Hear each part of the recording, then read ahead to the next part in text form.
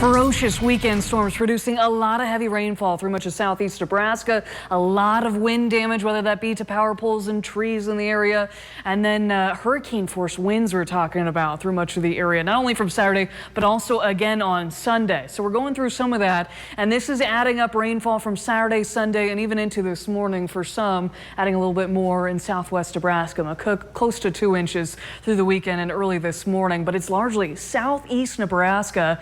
We're looking at this runway of heavy rainfall from the south and west of Lincoln through Lincoln and then kind of forking off between Omaha, about a ½ an inch at the airport, but a lot of areas surrounding Omaha, surrounding Lincoln through much of southeast Nebraska, seeing some 3, 4, close to 4.5 inches through the weekend. The Lincoln airport officially at 3.36, 3.16 of that total came all yesterday, and it set a new record for August 10th. We'd never seen that much rain, and we haven't seen this much rain through the first 10 days in August ever here in Lincoln, to put some of that into perspective. But hurricane force winds coming with some of the worst of those storms, including through Lincoln Friday night into Saturday morning, largely waking a lot of us up. The Lincoln airport reporting a 91-mile-an-hour wind gust.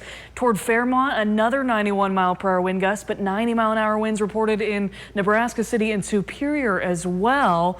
And unfortunately, when we're talking about tree damage, even though maybe you didn't see all your limbs come down, this can do a lot of damage to trees that even in weaker thunderstorms, it doesn't take as much to dislodge that.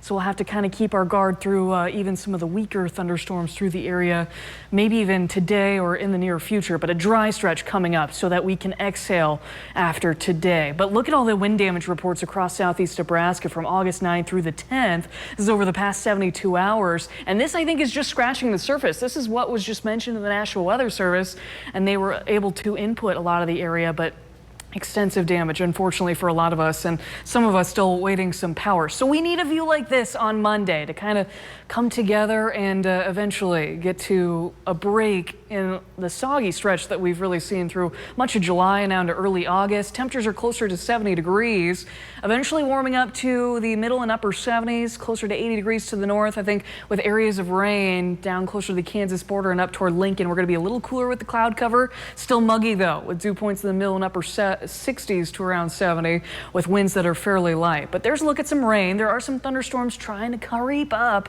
from Kansas and crossing the border. So Beatrice, you're going to see some of that first with Fairbury, and then there are some more thunderstorms toward Hastings, Broken Bow, and even back toward Curtis and southwest Nebraska. But these are weaker. Talking about thunderstorms through the day today, we don't have a threat of severe weather. So this is just picking up on some more rain through the morning. You can see that creeping up and then falling apart as it gets closer to I-80. And so we'll have some spot thunderstorms toward this afternoon and this evening before eventually the cloud cover will start to clear throughout tomorrow morning for the first day of school for some in Lincoln. Talking kindergarten, 6th and 9th graders tomorrow, with temperatures warming up a little bit more for Tuesday, and eventually for everyone to join in their first day on Wednesday. But the hotter days come toward the end of this week, looking at the next 10 days toward the end of August.